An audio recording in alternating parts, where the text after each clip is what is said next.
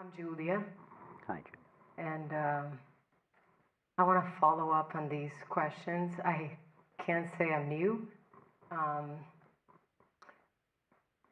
am still struggling, and I feel so blended. And I do feel like no matter how much I meditate, read about this, come to retreats, I'm still so blended.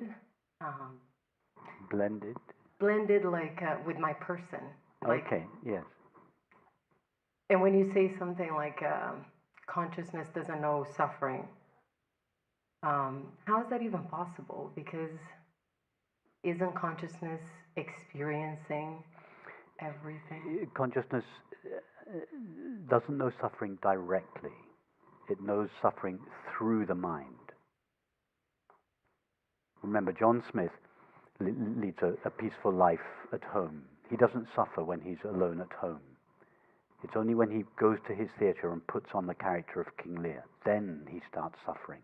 So he only experiences suffering through the character of King Lear. In the absence of King Lear, he's at peace. Okay, so, perfect. Can I get in there? Yeah. So my person is getting in the way. I mean, that's exactly how I feel about it. This body-mind will always interpret, like it would always veil. I can't just be a naked being, is what I'm getting into. I'm not having that experience of just, how can you be a naked being if there is a freaking person, Sorry for that. Julia, tell us about yourself. I know where you're going. No, but go with me. Tell us Okay. about yourself. Bearing in mind, as you know where I'm going, we don't want to know about your thoughts, Yeah. your relationships, your activities, your memories, your feelings, your sensation. Don't tell us any about that, because none of those are yourself. Those are all experiences that you have. Yeah. So don't tell us about any of your experiences, but tell us about yourself. When you say, I don't understand this, when you say, I feel this, when you say, what do you refer when you refer to I? Would you agree, first of all, that you have been I all your life? Yeah. Okay, but what element of your experience has remained consistently present throughout your life? I. Tell us about that. Oh. It's so simple. It's a bit boring. It's not. Well, it's boring by contrast with the content of experience. Yeah. Yeah. But try to experience it by itself without reference to the content of your experience. Try to exactly, quiet. Okay, tell us more.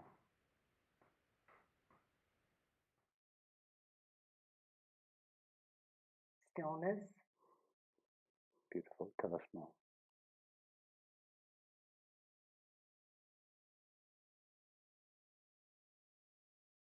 Nothing. Well, yeah. There you are, you're in touch with your naked being. Quiet, still, empty. That's just naked, aware being. But then the mind comes in. That's fine. So the mind comes in. But what happens to naked, aware being when the mind comes in? Yeah, that's the trouble. It gets completely identified, blended.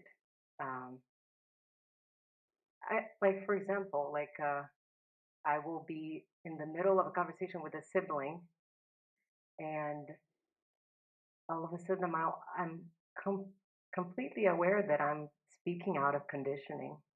Okay, so you become aware of that. You're speaking out of conditioning, but in the midst of the conversation with your sibling, there's a pause in the conversation. And what if you were briefly, just, you don't even need to formulate it to yourself, but if you just in a brief pause in the conversation, you to ask yourself, who am I essentially in the midst of this conversation? What would the answer be? That I am. Tell us about its three qualities. I wouldn't have the conversation with my sibling, right? I mean. No, but if in this little pause You're lost in the conversation with your sibling, but then there's a little pause, 2-second pause, without formulating the question. You ask yourself, who am I really? And in that 2-second pause, you relax the focus of your attention from the content of your conversation. You go back to yourself. And you recognize exactly what you recognized a few minutes ago. I am still, I am at peace, and I am empty. And you carry on with the conversation. And 5 minutes later, there's another 2-second pause. You don't formulate the question to yourself. You don't need to. You just go back to your being. You taste its stillness, its peace, its emptiness. You go back to the conversation. 5 minutes later, a 2-second pause. And you do this regularly. And then after a while, you notice that the being that you contact in those 2-second pauses every 5 minutes, in the intervening 5 minutes when you're talking with your sibling, that being doesn't disappear. It just goes into the background. And then there's a pause, it comes into the foreground. And the conversation goes over, it comes into the background. There's a pause, it comes into the foreground. And after a while, you begin to recognize it, not just in the pauses, but you feel it in the background. And you keep you keep talking with your sibling or your friend, but you feel this still, peaceful, silent being behind the experience. And that somehow conditions the quality of the conversation. You are arguing with your sibling, but then you feel this background, and it conditions your thoughts and feelings. You soften. There's a change in the expression on your face. There's a change in your body language. There's a change in your tone of voice, and your sibling notices this without formulating it. And they also soften. The conflict begins to diminish. You start having a proper conversation. True. True. And I can do the same thing with an emotion. The emotion. Yeah. Well, okay, so now you're not having a conversation with a sibling. You're on your own in the grips of an emotion. Yep. And emotions, they rise and they fall. You're not always in a heightened state of emotion. So when you're in a heightened state of emotion, you feel you're completely merged with your experience. That's fine. But the emotion diminishes in time, and then there's a pause when it subsides. So when the emotion subsides, in that moment, you go back to yourself. When at any moment you go back to yourself is always there. Yourself is like your best friend, 100% loyal, 100% open, 100% available, 100% unjudging, loving, always there for you. Whenever you turn around, she's always there. You just go back to her, go back there. And then something triggers you, the emotion rises again, so you lose contact with your being. It doesn't disappear, it just goes into the background. The emotion takes over in the foreground, then the emotion subsides, and there's your being again in the background. You just touch it again, you taste it again. Oh, such a relief. Your body relaxes. Then the emotion is triggered again, and so on. But then in time, you begin to notice that even as the emotion is triggered and as it's rising, this background of peace is still there. To begin with, it's in the background of the emotion, but in time it begins to pervade the foreground of your experience. It begins to infiltrate your feelings and soften your feelings. Doesn't mean to say that you don't feel sad or lonely or upset sometimes, but it's increasingly pervaded by the peace in the background. And at some stage you feel that this background peace is not just something you visit from time to time when you're taking time off from your relationships and emotions. You begin to feel that you live there. That's what I want. It begins to be, like I said, right at the end of the meditation.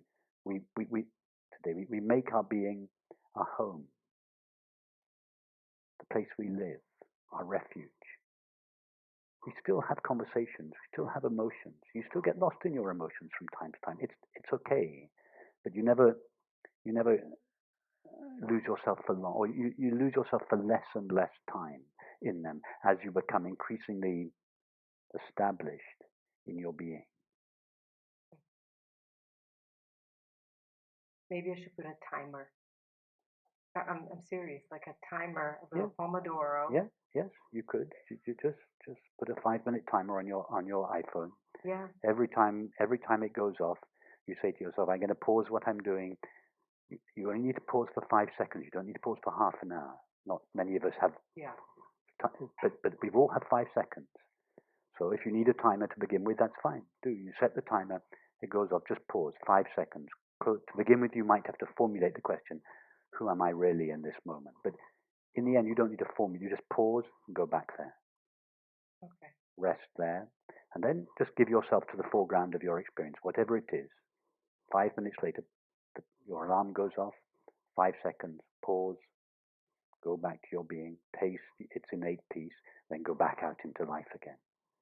Until you very quickly you'll begin to realize experientially that this background of peace that you visit every 5 minutes, it's always there in the background.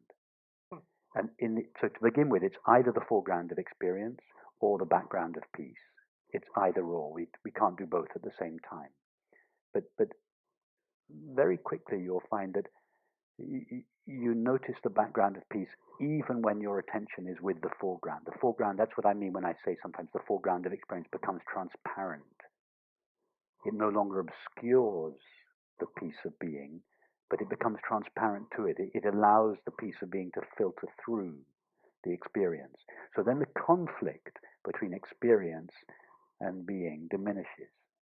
You no longer have a battle between the content in the foreground and peace in the background. Then you feel safe everywhere. You can just go anywhere in life, and you feel that the peace of your true nature pervades all your experience, whatever you're giving your experience to. So the battle with experience finishes. And just one last thing. So when my mind comes up, because you're saying beautiful things, and I want that so badly, and that's why I keep coming back. Why is it taking so? I mean, I've been on this so long.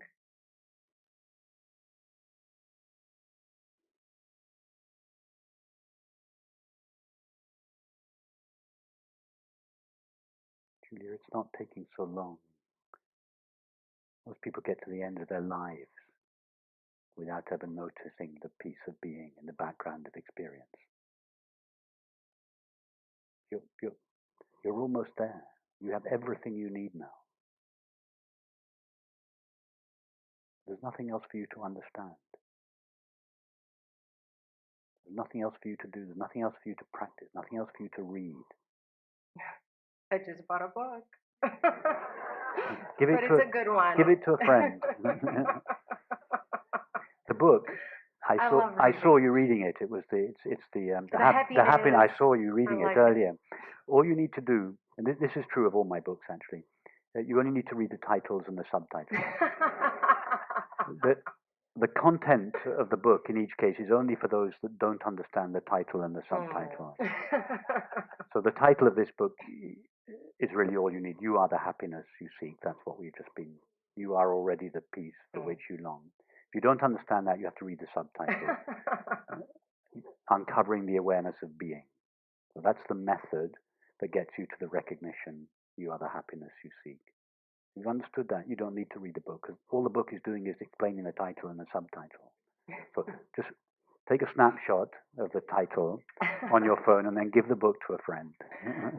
Don't read it. Thank you so much.